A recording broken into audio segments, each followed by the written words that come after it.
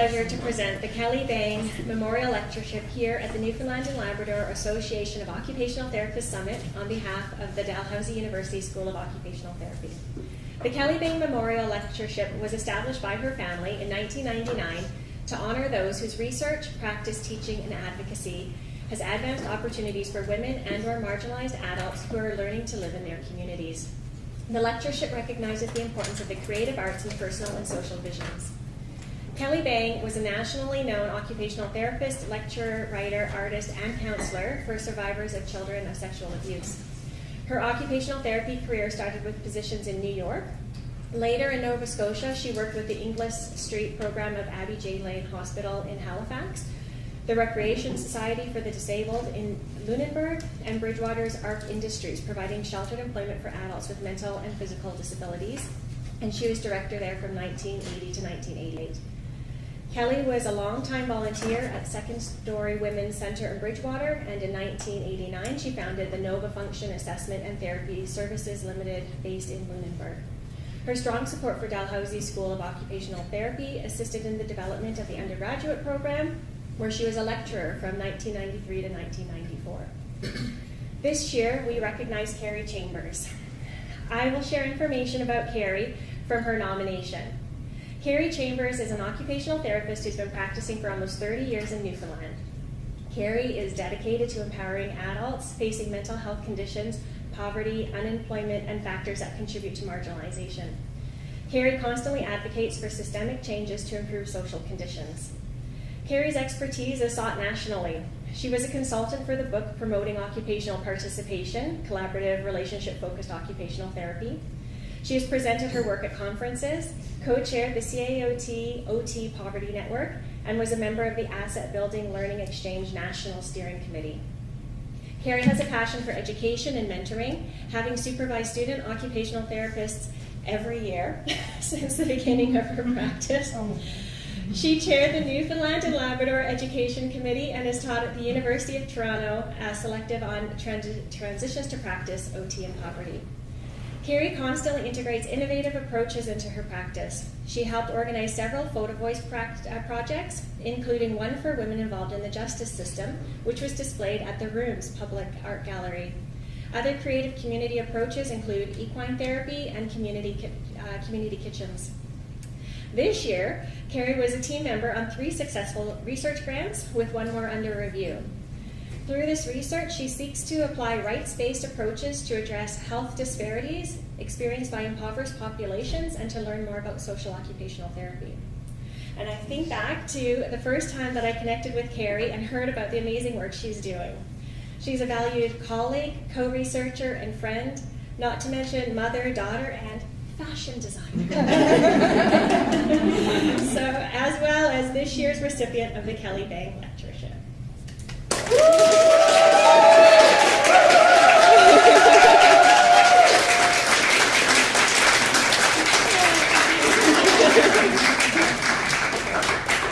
am going to start my clock here, so in case I start rambling.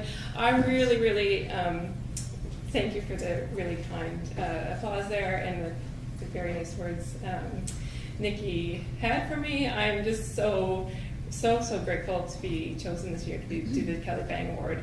And I think I got the call just before dinner or an email, like, we'd like you to do the Kelly Bang Award. And I was just like, I don't know, I was speechless, right? And so I'm just so honored and to be here and to be among all of you.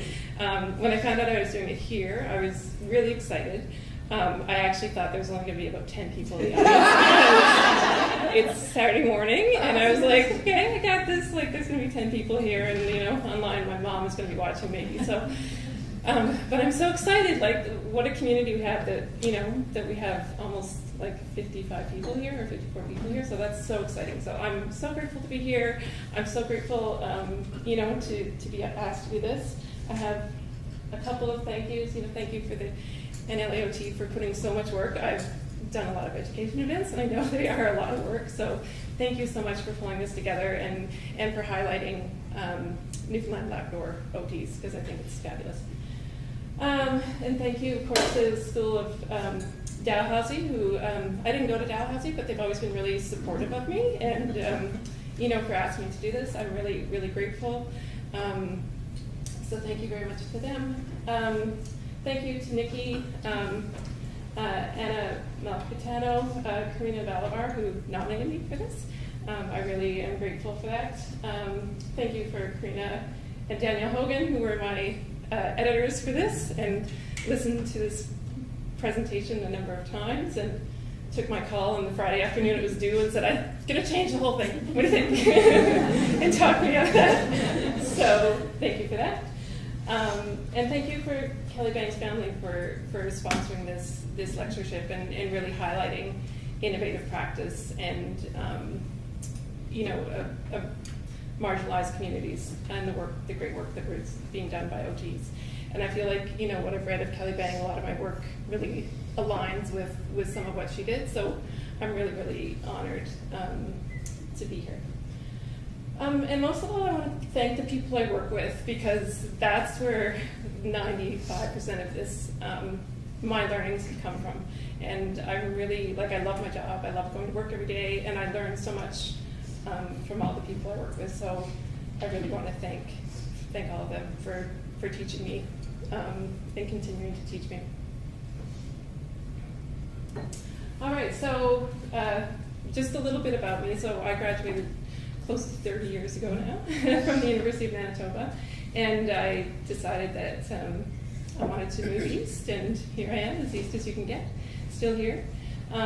So before I start, I wanted just to do a land acknowledgement to say that I am from Manitoba, but I've considered Newfoundland my home for many, many years. So I just want to say that St. John's, and I know we had a land acknowledgement earlier today, but I just wanted to repeat it because I know there's people online who just joined.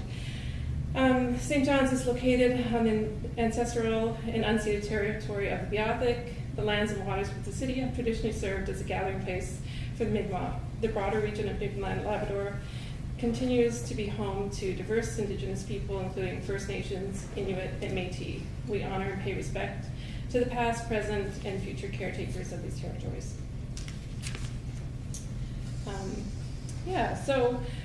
Like I said, about 30 years ago, I came to Newfoundland, and I worked in a number of different areas.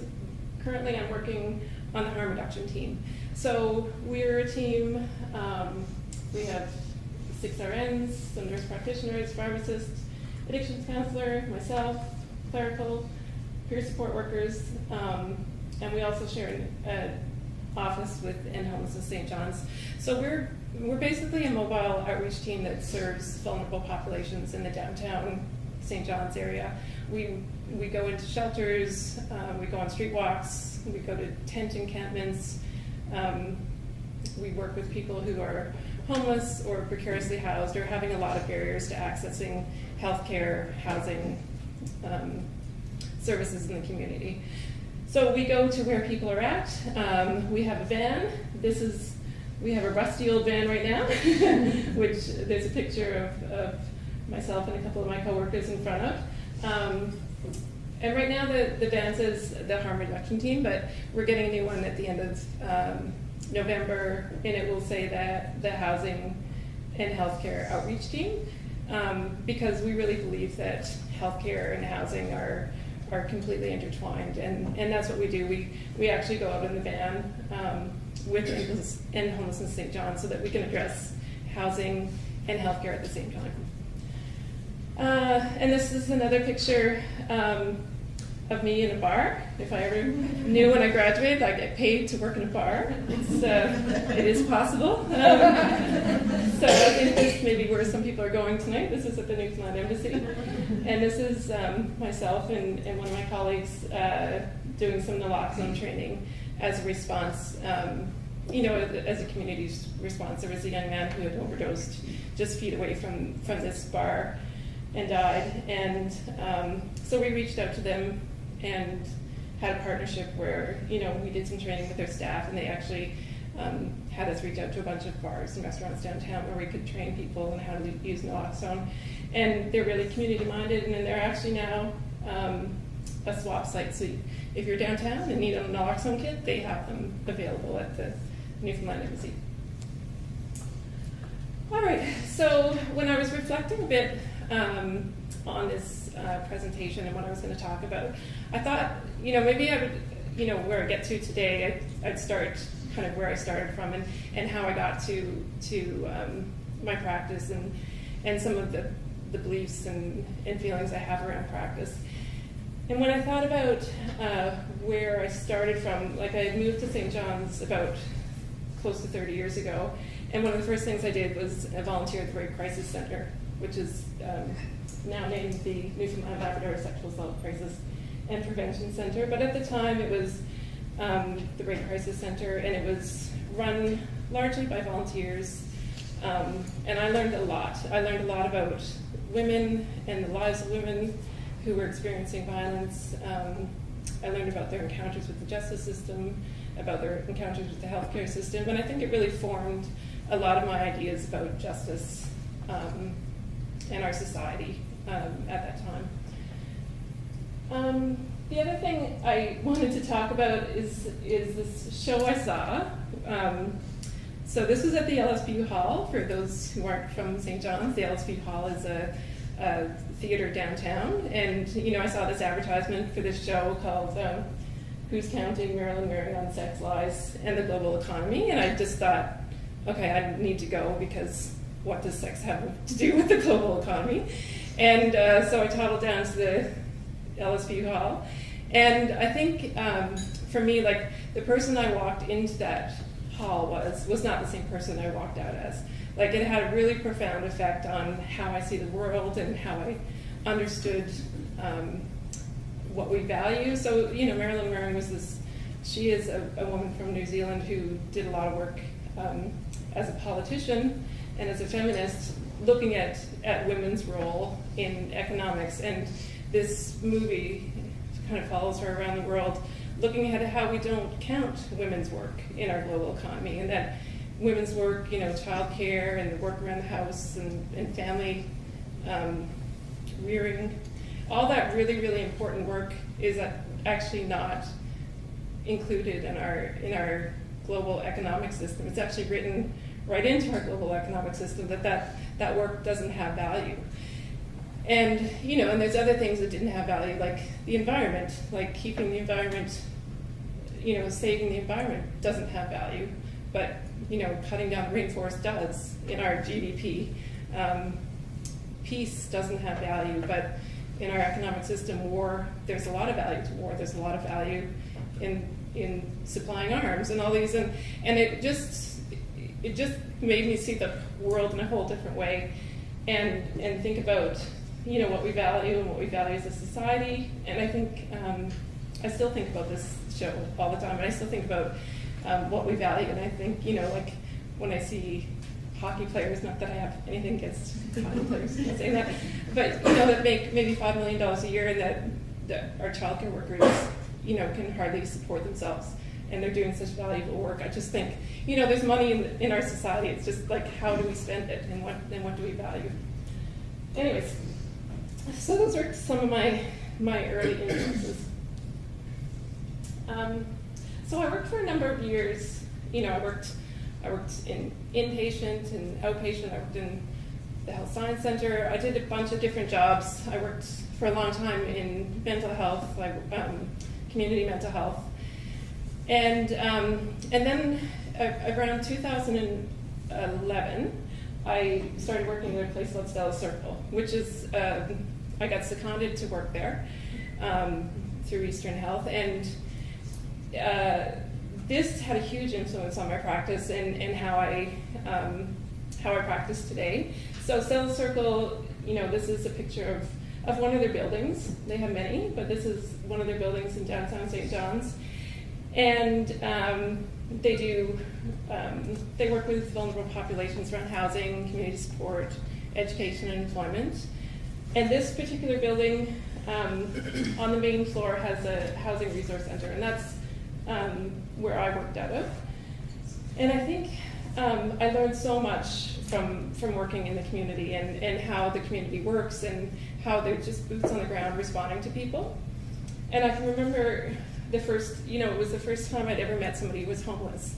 So somebody came into the lobby, they have a housing support resource center there. So somebody came into the lobby with a couple of bags and they were homeless. And I can just remember thinking, like, I think I just had this huge sense of dread. Like, when they walked out that door again, they had nowhere warm to go. They had nowhere to sleep. They had nothing aside from these 2 bags. And I think, it was really eye-opening for me, like, the safety net that wasn't there for people in our community. So, so I worked for a long time at Cell Circle. And when I started there, they had never had an OT. I had never worked in a community agency. There was very few OTs working in community agencies. So really, we didn't know anything about each other. And so it took a while to sort of figure out what I was at. And I just want to say, the pictures that I use in these presentations are not of actual people that I work with. I've changed the images.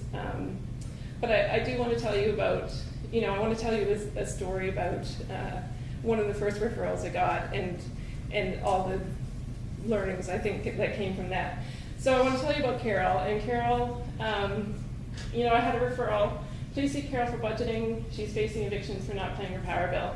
And I was like, okay, like, I got this. Like, I'm an OT, like, we do money management, like, I can do this. This is a great role for me. So, got my bag, got all my forms, went off, gonna see Carol, gonna solve this. And went and met with Carol. And Carol was, when I got there, she was sitting at her kitchen table drinking beer. She was very intoxicated. She had a black eye. She had an obvious infection in her arm. She told me that she was on income support. She'd had about $200 a few days before. She made a little bit of money through sex work. She had some chronic health conditions, and she got on a chair and got a blister pack off the top of her fridge and showed me that she hadn't taken any of her meds for weeks. She, in her fridge, there was 2 containers of, like, the small containers of yogurt, and there was a box of Kraft Dinner in her house. And then, I started talking to her about money management, and she got really mad and told me to leave. And I was like, okay, like, I think at that time, I just had so many questions. I was like, what did I do? Like, it was a complete misstep. And I was just like, do I ask about self-care? Like, where did the drinking go? Like, was that self-care? Like leisure? Like, I had all these boxes in this form I needed to take off, and I didn't know where to put stuff. And I was like, is sex work, is that productivity? Like, we had learned in school that productivity was like a positive, like, people should be productive, and like, my feeling about sex work maybe was not that. I was like, should I be there when someone's intoxicated? Like, I was taught not to be, like, to stop assessments if someone's intoxicated. She had no money, she had no food, she had an infection. She was facing an eviction. She had a black eye, so she was obviously really unsafe. She needed to get her arm looked at, like, she needed to take her meds. And I didn't have any way to contact her. She didn't have a phone. When I showed her some forms that we might be able to fill out, she kind of threw them back at me and said, I can't read these. So I was like, okay, what am I going to do? And I was like, did she spend all her money on alcohol? Like, I just had so many questions. And I didn't know where to start. I was like, should I have started with the budget? Like, should I have talked about the healthcare and the infection on her arm? Should I have talked about addictions, employment, education, like, leisure? I didn't even know where to start. There was so much going on, and I was just supposed to talk to her about money management, and I didn't know where to start. And I started to think a little bit about what I learned as in school and as an OT, and I felt like there was a really big disconnect there were no standard assessments that fit with Carol. The assessments really seemed to me to be assessing things that weren't relevant to her.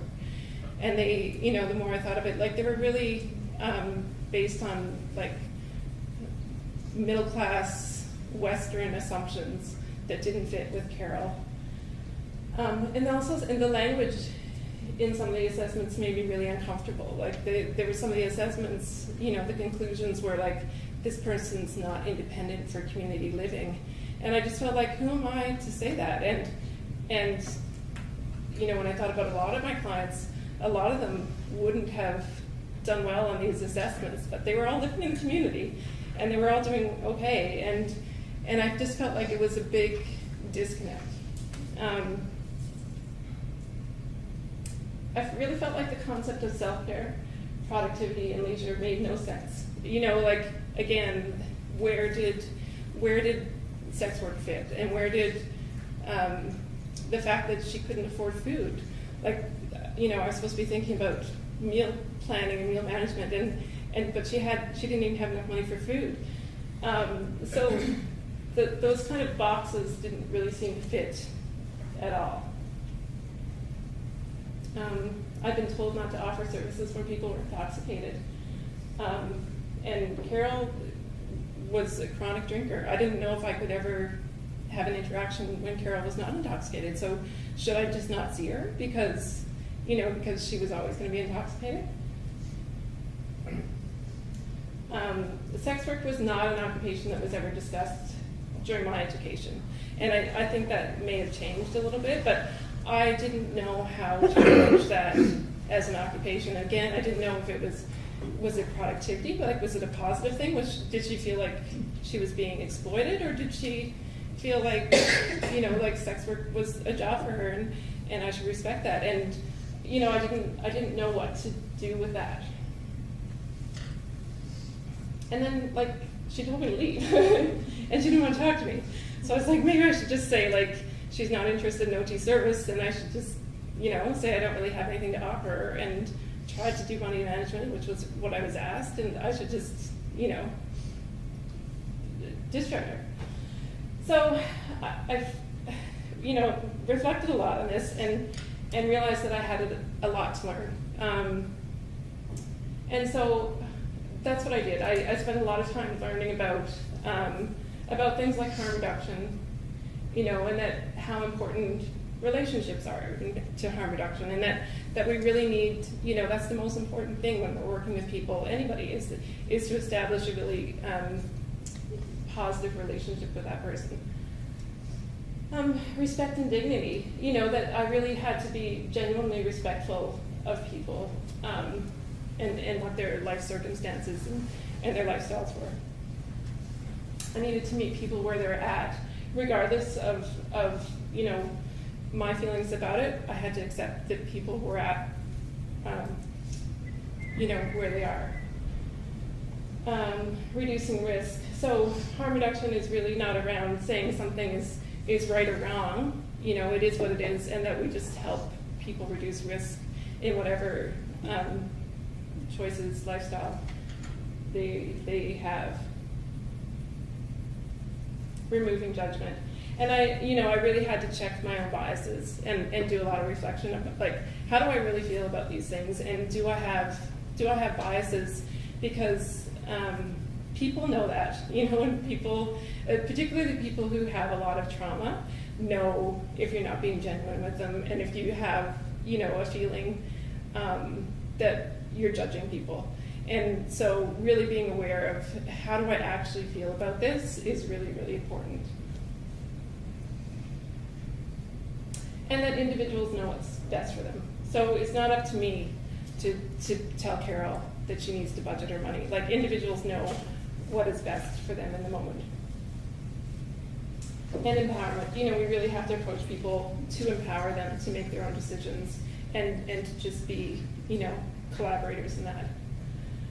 I had to learn about trauma-informed care. So I really needed to understand safety and that people did not necessarily feel safe working with healthcare providers, and that maybe some people had very bad experience with healthcare providers in the past, and that the environment, our relationship, what we talked about, had to feel safe to people.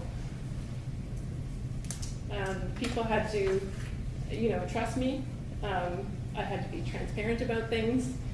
I had to, form collaborative relationships with people.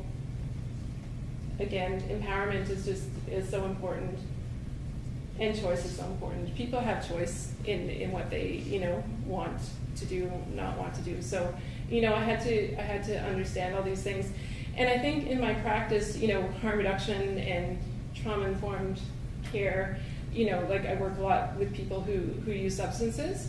So some of it might be like in the picture around giving out naloxone to kids, but it's also, sometimes around going into somebody's house. I can think about one time going into someone's house who, this man, drinks a lot. He's a chronic drinker his whole life, and he was getting a lot of motor ataxia from that. So, we worked with the city to put an extra rail on his stairs so that he wouldn't fall. He had a glass coffee table in the middle of his living room, so we took that away, put a more appropriate one there. So just, really being, again, reducing risks in whatever way we can.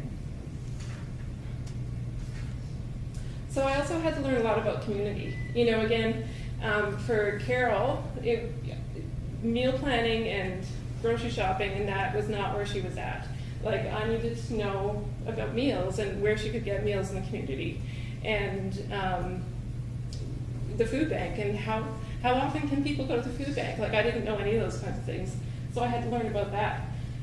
I had to learn about shelters, and and I do a lot of work in shelters, and some shelters are better than others, and this is the person's environment, right? And so I really had to understand what shelters are like, what the culture is. Again, do people feel safe in shelters? All those kinds of things. I needed to learn about community agencies. And community agencies, are the best things in sliced bread. They're the people who are on the ground doing, work with people who often really fall through the cracks in our healthcare system. So, I really needed to know about what community agencies I could work with that were out there. Education, I needed to know what different education programs were available for people if they were interested, and I needed to know about what support there were for unique groups. For someone like Carol, there is support for people who do sex work, and there's a couple of organizations. There's one, in St. John's anyways, one called Blue Door that helps people exit the sex trade. There's another one called Shop that supports people who are working in the sex trade. And, and they kind of have two different mandates. So understanding what Carol's idea of what she was, what support she wanted was really important. So I had to learn about systems and, and about our healthcare system, and that, some of the things that I learned about our healthcare system was sometimes people weren't treated very well, and sometimes people were really traumatized when they went looking for help. Healthcare systems were also really siloed, and they are still really siloed. You either have mental health and addictions issues, or you have physical health issues. It's really difficult to see the complexities in our healthcare system and to address complexities when we work in such a siloed environment. Income support. I had to learn about income support, and I can tell you the first time I saw a T5, which is like an income statement, sort of like what we get for T4s, for our taxes. So T5 is from income support, and the amount on it was $12,000 for a year. Like, that's what somebody makes in a year. Like, I found that really, really difficult, is that someone is expected to live with dignity and in our community off $12,000 a year. I had to understand housing systems. So how do people get housing? What housing is available? I had to know about Newfoundland and Labrador housing, about city housing, about the application process to get a housing, how much work it is to get all the information they need to get housing, how important, when I say Revenue Canada, how important taxes were for people. Like people had to get their taxes done to access housing and to access income. And Service Canada, this was another big thing that I could do a whole talk on about when people turn 65 and how their income and some of their supports completely change once they go from a provincial system to a federal system. So I had a lot to learn. I had a ton to learn, obviously. And I think one of the biggest learnings I had was around occupation. So when I was asking people sort of, what is it that you need or want to do, people were telling me things like, I want to have a bath, or I want to go golfing, or, I want to make a meal. Like, that wasn't what I was hearing.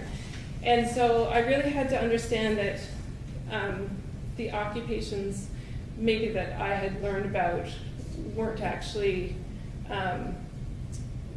in the community what was important to people.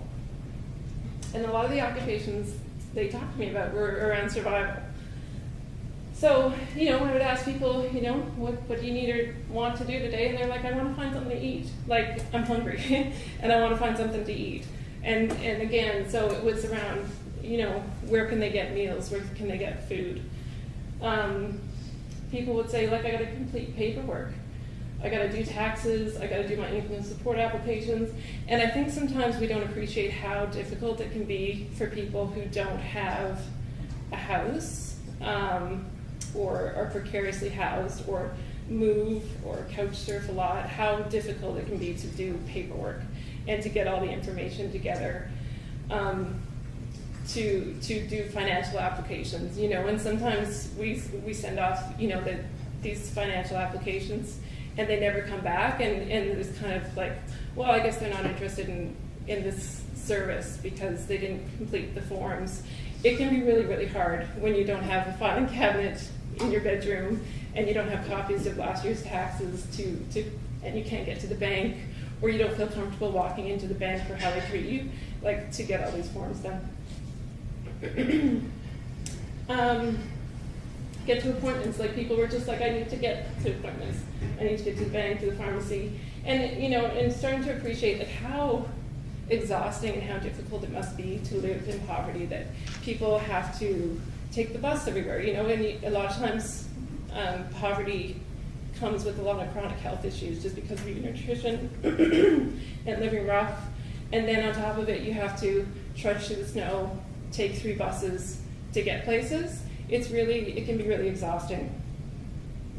Healthcare. People wanted and needed healthcare, but often didn't feel comfortable accessing healthcare. People would say, like, I gotta keep safe today. So, again, if you've never been in a shelter, there's a few different kinds of shelters, but some of them are just big open rooms with like 20, 30 cots in them that are about 5 feet apart. And you have a room full of men or women who sleep in this big room. And you can imagine that there's a lot of complexity with the individuals who might be in that room. And it can be really unsafe for people. I've met people who've had their pockets cut open in the middle of the night so somebody could steal their meds or their wallet out of their pocket. I've had people who have been kicked in the head in the middle of the night when they're sleeping. So safety can be just, top of mind, like, this is what I gotta do today. I keep safe.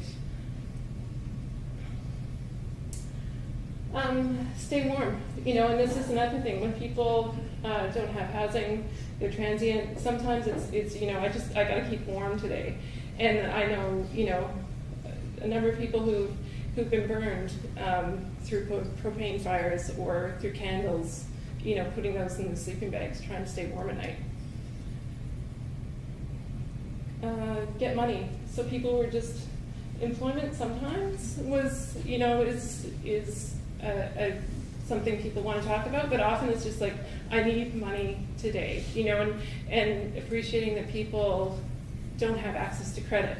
So if you get about $200 every 2 weeks, that's for everything. That's for, like usually your rent is paid outside of that, but then you got to buy food, you got to buy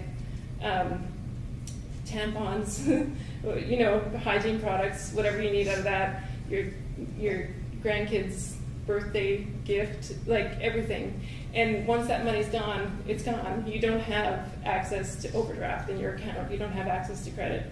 So people are often like, I need more money. And use substances. So sometimes people would say, like when I say, what do you need or want to do today? Well, I want to get high. I want to drink.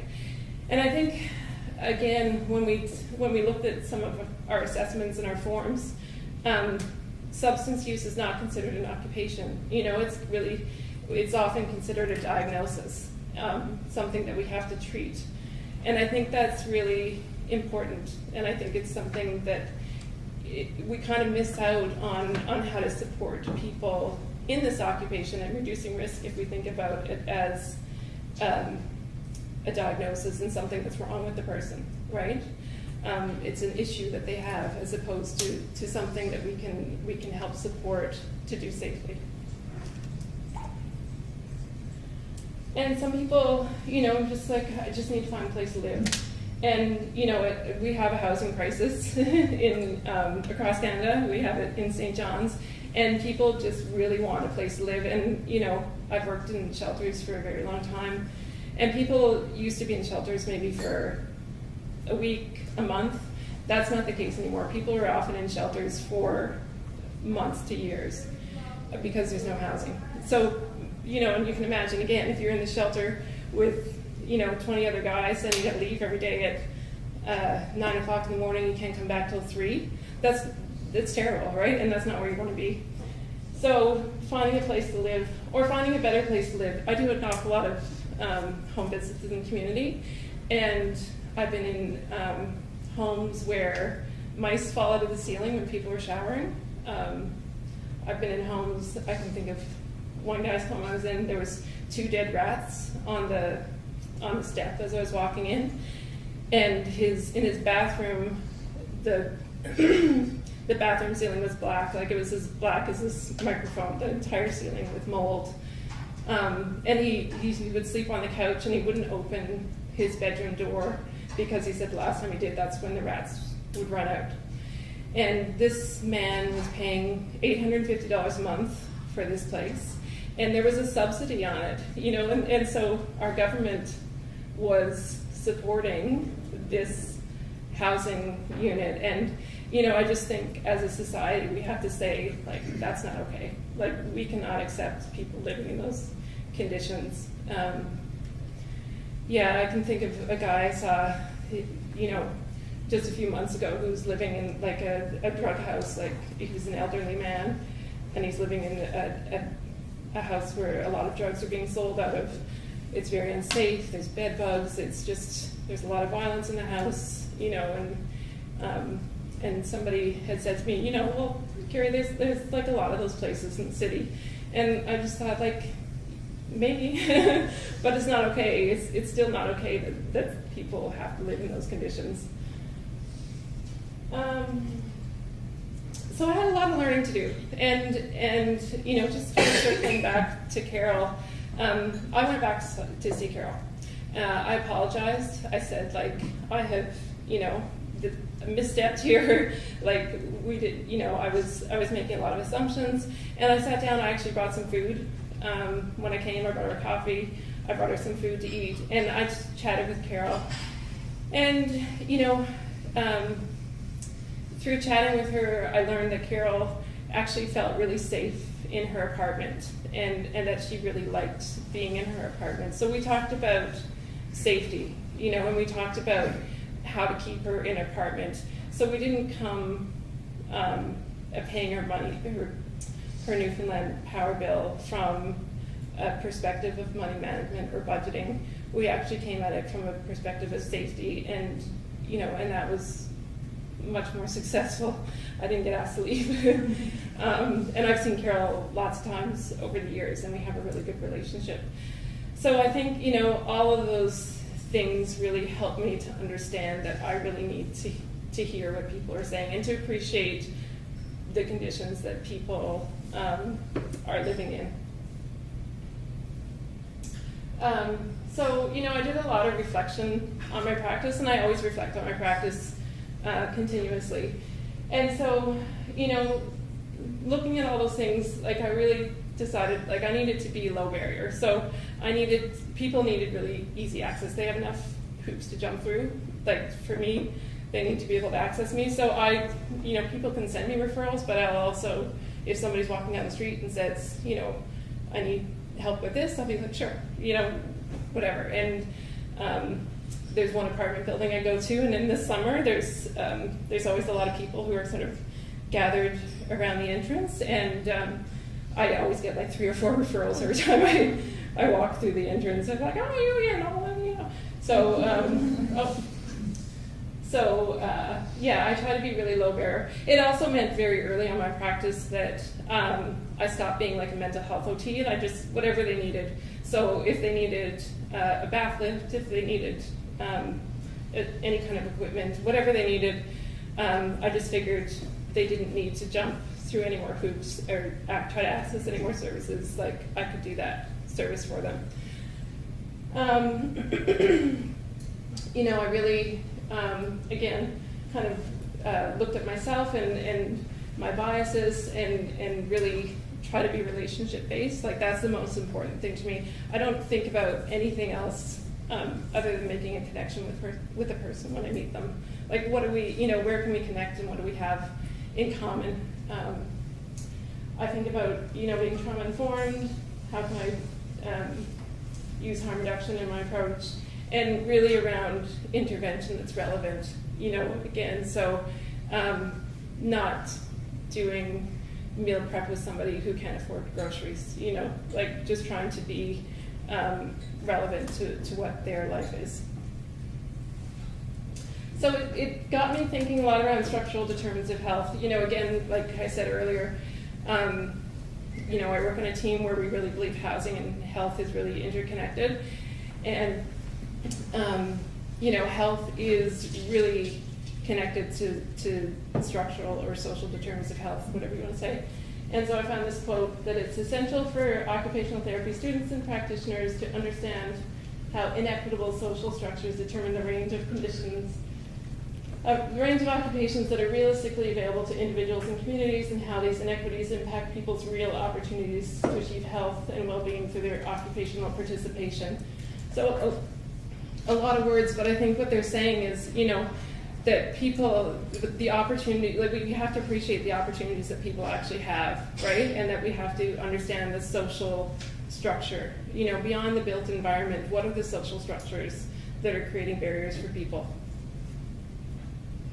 And so I became really interested in poverty, and there was this myth that poverty, I think, is about bad personal choices, and I really started to understand that poverty is really, really complex, and there's a lot of things that keep people in poverty. It's a very difficult thing to get out of.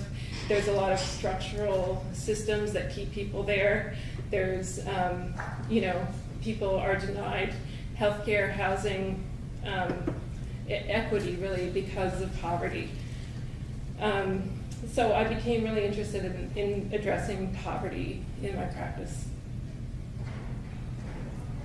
And I have this quote from Amartya Sen, poverty is the deprivation of opportunity. So if people don't know who this is, if you've ever heard the capabilities framework, and if you want to do more kind of reading in this area, he developed that, and it talks a lot about the actual opportunities that people have when they live in poverty.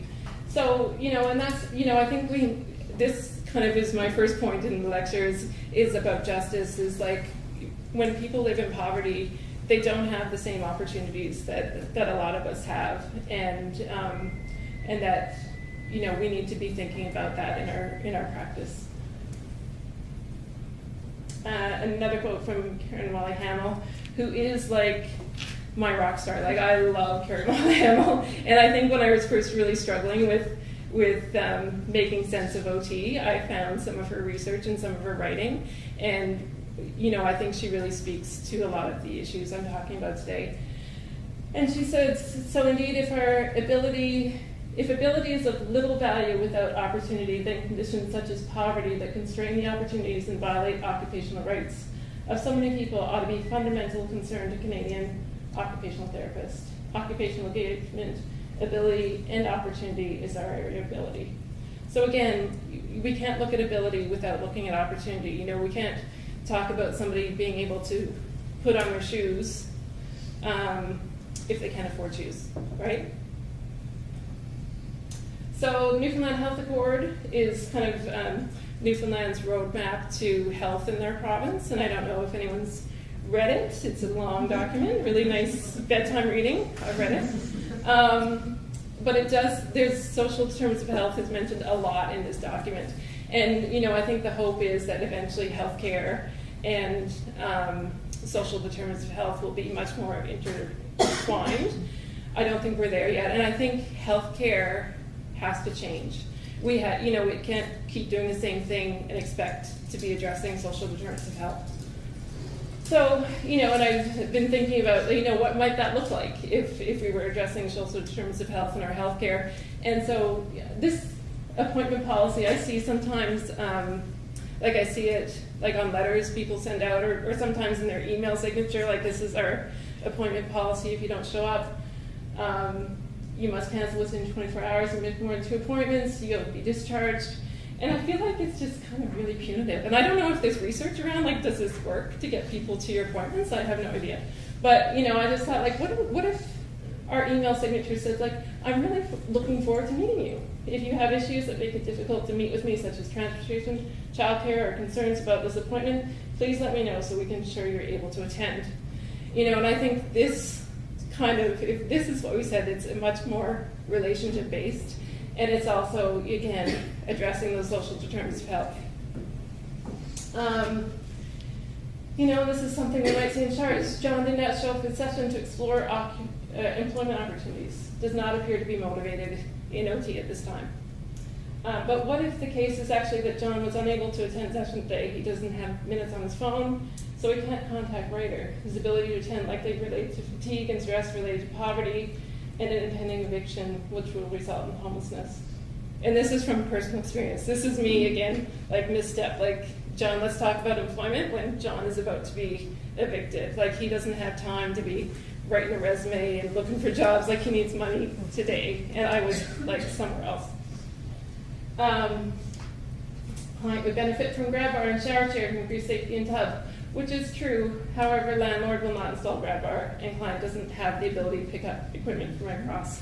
I see grab bars tucked under people's beds all the time.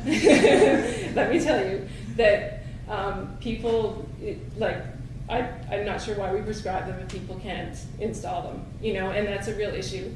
And some people, I've asked people, and they're like, well, that's not really our job to get them installed. No, but they're just sitting under beds, maybe it is our issue to help that process happen. And again, picking up from Red Cross, it's a great program. The Red Cross has free equipment, but it's really difficult for people who don't have cars to get it. Samantha's independent with ambulation. She's able to dress, include donning socks, using a sock aid. But Samantha does not own winter boots because they're waterproof. As a result, her feet and socks are frequently wet, putting her at risk of frostbite and trench foot while accessing the community. Like, this is the issue that, that again, we're teaching people to put on socks when her socks are always wet. I don't know how many pairs of socks I give out. Like our team gives out, we give out hundreds and hundreds and hundreds of pairs of socks to people, because this is a serious issue. Like, people don't have the right winter boots. And I think, if somebody had clubfoot and we saw that, we might refer them to orthotics to get the proper shoes, but we're not necessarily thinking, again, in poverty, like, we're not making that connection, like, this person needs proper shoes. So this one we might see is occupational performance issues identified by the client include difficulty grocery shopping. When the case is actually that the client lives in poverty and is unable to afford groceries. Occupational participation significantly impacted by current income support rates. And I think this is what the issue is. It's not that the person can't grocery shop, they can't afford it, and it's because of a systemic issue, like our income support rates are too low. So I just want people to think about that, like to take a minute maybe to think, like, does my practice exclude people because of their circumstances? Because I think, like we wouldn't work in programs or practices where there wasn't a wheelchair ramp, right? Like if somebody couldn't get into our program because they're in a wheelchair, we would be kicking up a racket. Like, we need a ramp, we need this accessible, but are we kicking up a racket when our services are excluding people because they don't have money to get there, they can't afford our services, they can't afford equipment? I think those are the things we should be thinking about. And are social determinants of health considered? So are we asking about people's housing? Are we asking, like, do you have enough money to make ends meet? Or are we making assumptions about those kinds of things? And if you're not asking, you might want to, because poverty is increasing. And I just took a few stats. This is from the government website. Between 2021 and 2022, the number of Canadians experiencing deep poverty increased by close to 40%, and 31% increase in the number of households reporting food insecurity issues. Like, that's in 1 year that 30% of more people started to talk about food insecurity. And we're seeing it all the time. We're seeing in shelters people who never, like families and seniors who we never saw in the shelter system before are now in the shelter system. And these are stats from End Homelessness St. John's. So, and this is between 2021 and 2024. It went from 158 people experiencing homelessness that month to 341. So it's more than doubled in those 3 years. And the people experiencing chronic homelessness has gone from 78 to 242. And, like I said earlier, people in the shelters, they're no longer in shelters for days or weeks. People are in shelters for years.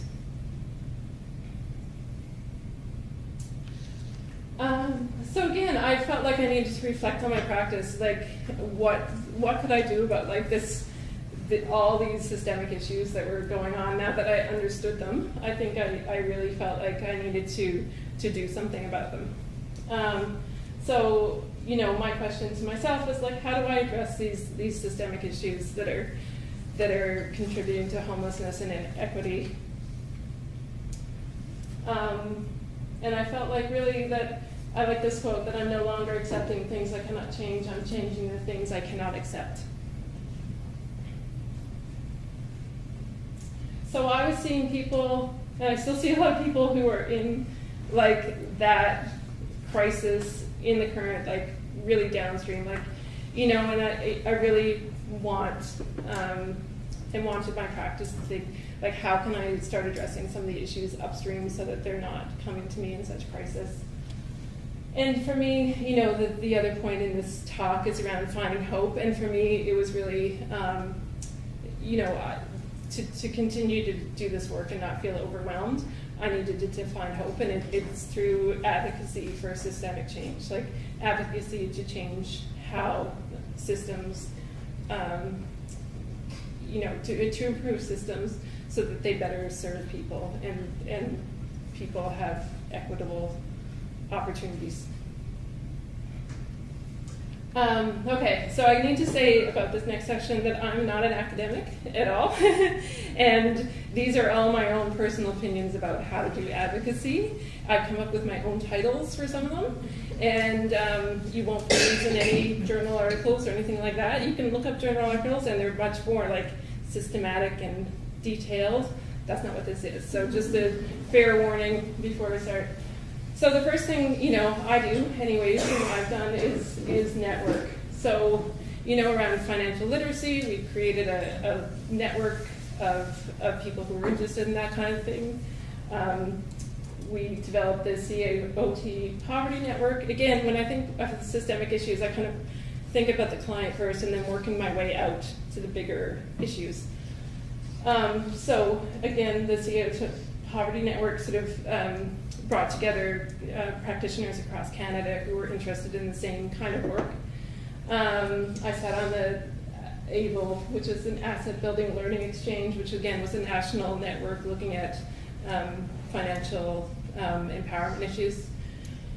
And I connect with researchers and academics, and I get questions sometimes like, how do you get involved with research or this kind of thing? And I'm very intentional about when I see people who are doing research or I see other OTs who are doing work in this area, I reach out to them and send them an email and say, this is the kind of work I do. I find what you're doing is really interesting. So I try to make those connections very intentionally. The poke and poke method. Again, you won't find this in any academic literature, but this came from a conversation I had with Danielle Hogan one day, and I was telling her about this initiative we were doing, and she's like, well, how did you get it done? And I was like, well, we just kept talking about it. And she's like, oh, we kind of poked and poked. And I was like, yeah, that's what we did. We poked and poked. We've named it after Danielle, yes. And this, what I was telling Danielle about was, how difficult it was for people who are in shelters or precariously housed to get health care. Like if you need a hip replacement and you're in a shelter, it's really hard to get that health care service. To get a colonoscopy, it's really hard. Like these things are really, really challenging when your housing is not very safe or not very accessible. And so anyways, we've been talking about this on our team. We've been sending emails about this. And there is a transitional housing units that have just opened up just down the road here. And we were fortunate enough that we were able to get some of those apartments as medical units so that people who need that kind of urgent medical care can be fast-tracked into that housing, that supportive housing program. So that was a win. And again, through the poke and poke method, very technical. This is the above my pay grade method. This particular picture is a picture my daughter took in Thailand last year, and I put it there because if I had $5 for every time somebody said that's above my pay grade, this is where I'd be sitting right now. And the above my pay grade method, I think it's just code for there is a systems issue here, right? So if you're talking to someone and you're like, that doesn't make sense, like why are we doing it that way? And they say, that's really above my pay grade. You should be like, okay, that is a systems issue. I need to send an email. I need to tell somebody this is not making sense. Because I think, people on the ground notice these things that don't make sense, and management directors, they don't always hear about them, right? It's really, there's an onus on us to let people know when it doesn't make sense. I can remember talking to a financial assistance officer one time about, why are we doing another financial assessment of this person? Because, they just had one through the community support program, which is like our physical health kind of program, and why are we doing another one for the mental health and addictions program, and why are they different? Mm-hmm. And why are we doing two of them?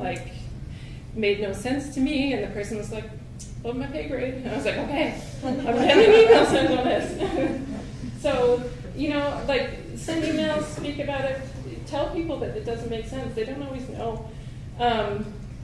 Set up working groups, join a network, put in an ethics consult. If you feel like you're not able to provide services to people because of poverty or inequities, put in an ethics. Is that ethical? Is that ethical that we can't provide service? so hear and share stories. I think it's really important that, again, that we're sharing people's experiences and that people have a voice. The people that we work with have a voice in change. And so these pictures here are from a project Nikki had mentioned when she introduced me. So we did a photo voice project with women who were involved in the justice system. And we got them to take pictures, talk about some of the stigma that they experienced through the pictures, and then we had a display at the rooms in Newfoundland. That's our provincial museum and art gallery. And we invited the public, but we also invited the Minister of Justice. We invited people from the prison system. We invited all sorts of people really to get their voice out into the public.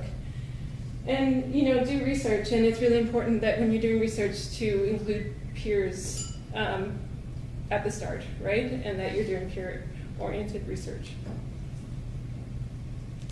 Okay, this is another one that, stay with me here. It's called the labyrinth method. Again, and when I think about systems issues, you've got to start with the client, what's important to them, and then work your way out. So I'm going to go through this. I think it'll make sense once I do. So if we think about the client in the middle of this labyrinth, I thought about a labyrinth because if you walk in the labyrinth, like sometimes you hit like barriers, like you walk right into walls. That's going to happen when you're doing systems work. But keep going, you'll eventually get there. And then sometimes you'll also run into people who are also in the labyrinth, and they're also wanting to find a way. So you'll network this way. So the client's issue might be like, at least the clients I was working with, they wanted housing and they wanted more income. And one way to do that was to file taxes, right? So they could put in housing applications, they could get more income, they could get like GST credits and stuff if they filed taxes. So, but there's a lot of barriers. If you're a vulnerable individual trying to file taxes, it was really hard. Like you have to know where you filed what address you were living at the last time you filed taxes, and if you've moved 25 times last year, really hard to know where your address was. And I can remember one time I was like I was doing some work in Clarenville Prison, which is the women's prison in Newfoundland, and I was with this woman, and we called CRA because she was trying to get through the security clearance, and no way could we get through the security clearance. So I was like, do you have call display? Like, do you see where we're calling from? And she's like, yeah. And I was like, I'm pretty sure this woman is who she says she is, but no way could we get through a security clearance, right? So I started to talk about some of these these issues with tax filing to the local CRA office. They were actually really interested in working with vulnerable individuals, so I was able to connect them with some of the shelters and with the prisons so that they could get volunteers into the prisons doing tax filing. Again, thinking about tax filing as an occupation, like how can we make it more accessible to people? So that was a great connection. We also did, we connected with OTs because the disability tax credit is also another way for people to get a lot more income, and a lot of OTs didn't know about that. So myself and somebody from the CRA went around to a lot of the OT groups, talked about that. And again, from the kind of poke and poke method, like I kept talking about this, I got invited to do focus groups, like some national focus groups to talk about tax filing with vulnerable populations. And I got to say, there's been some pretty significant changes in the last couple of years. They have a lot more. Their staff is trained much better. They have people that you can actually connect to when people can't call through the security. They have some automatic tax filing. So there's been a lot of changes. And I'm not saying like I made all these changes, but like I was a piece of it, right? And I think that's really important. Like systemic change takes the community. So this is the other thing I'm involved in. So I'm again really curious when systemic issues impact people's occupations so much. Like why aren't there more OTs who are working in systems? Like why are we all kind of in healthcare? Like why isn't there more OTs working with animal housing or working in government around these kind of systemic issues? So that's one of my questions, and how can we address systemic issues as OTs? So next month, myself and Nikki are going to to Brazil to meet with people who've been doing it. They've been at this for like 30 years. They've been thinking about systemic issues in OT for a very long time. So we're hoping to learn from them. And I think we're supported in our competencies. Like, we have a lot of support to do this kind of work. And I just, listed off a couple of the competencies that came out in 21. One of the competencies contribute to equitable access to occupational participation and occupational therapy. Like, are we doing that? Are we addressing poverty and thinking about equitable access? So I think the competencies are great, and I think they really support looking at systemic change as OTs. The CAN MOP. So I was really, really privileged to be a part of the advisory committee for this, for the Promoting Occupational Participation book. And the CAN MOP is another way that I think is a great model to be able to understand systemic issues in occupational therapy. And I know when we were talking about it, when they first kind of developed it, and we were talking about it as a committee, they were like, well, what do you think of it? And I think of models as helpful ways to understand stories and of client stories. And when I look at the CAN MOP, like, it helps me understand the complexity of the people I work with. It helps me understand their story. So I always encourage my students to use this and to map out the complexity of the individual we work with on this model. And there's things like intersectionality, which is another, kind of framework that we can think about, that people aren't one thing or the other. Like, people have all these complexities, and that we need to be thinking about all these complexities when we're working with people. And I stole this from Karina. She had a talk a couple of years ago. This is stolen right from her talk. So do your homework, be patient, and be aware of your privilege. Like, change takes time, and I think these are really, Karina has a lot of wise words, and I think this is really important. And I think when people, sometimes I tell people what I do, the kind of work I do, and they're like, that's got to be really hard, and I was like, no, like, I love my job, and what I find hard is never the people that I'm working with, it's the systems that people are facing, and the barriers that those systems are creating for people. That's where I find it frustrating. So I just wanted to finish up with this quote: "Never doubt that a small group of thoughtful, committed citizens can change the world. Indeed, it's the only thing that ever has."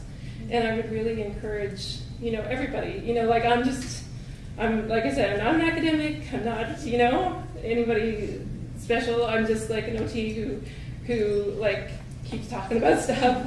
And I would encourage you all to do that in your practice and to, address injustices and help make equity for the people we work with. So, thank you.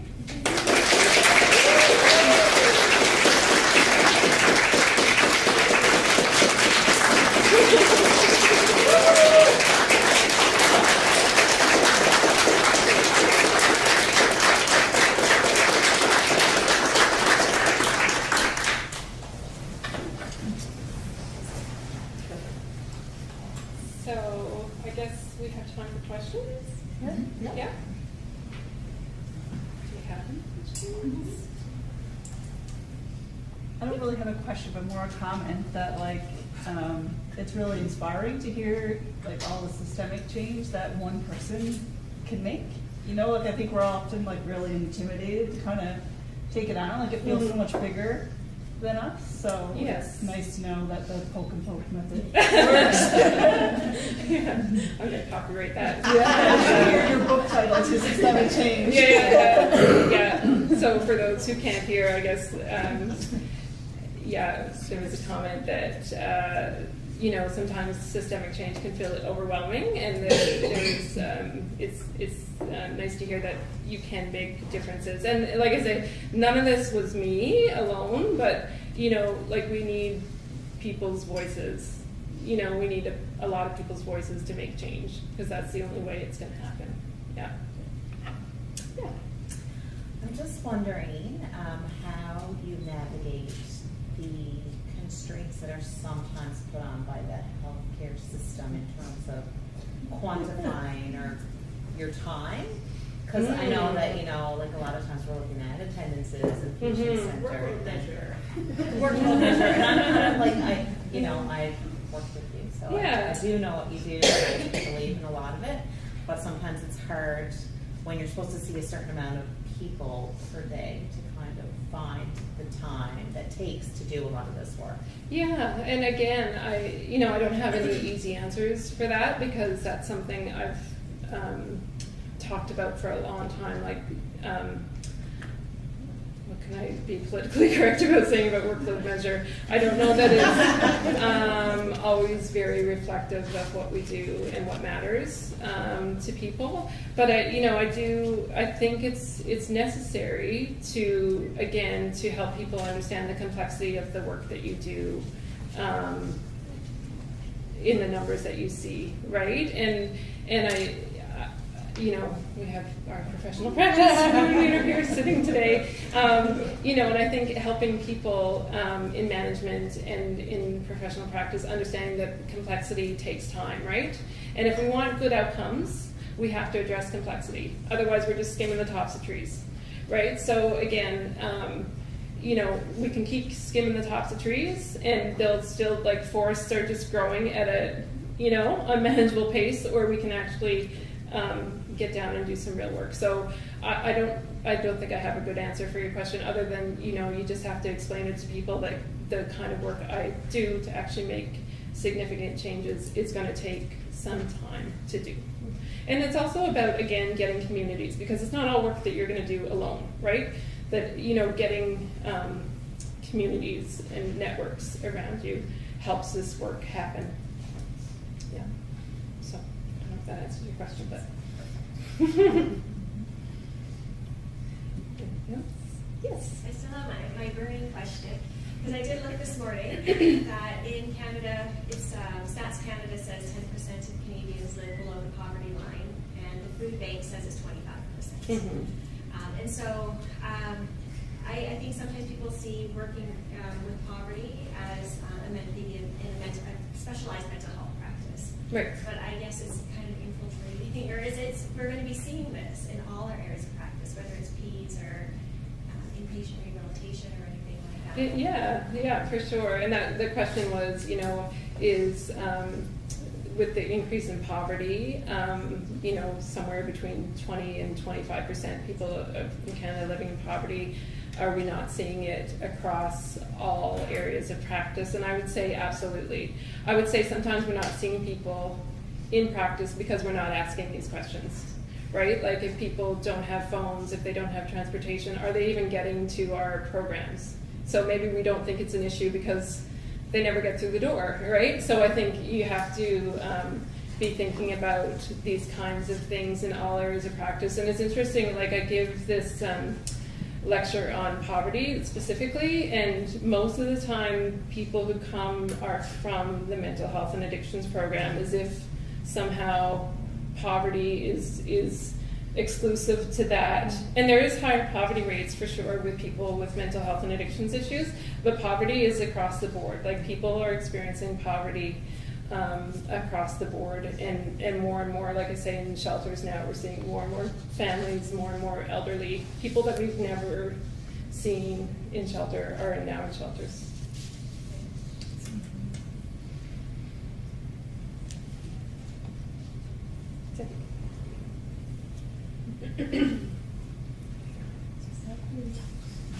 No questions on Just a couple comments. So one says, "Bravo, Keri, thank you for your fantastic and important work for this tremendous presentation today. Kelly would be proud, bravo." And another that says, "Thank you, Keri, for this inspiring lecture and your work that is so very important." And Anna Malfitano texted while you were presenting, just as you had the slide up. So She was like, she stole that from me. So we're inviting Patty Moores up to say say appreciation on behalf of the School of Occupation. Yeah, so, thank you for those inspiring words. I find it very emotional. Thank you.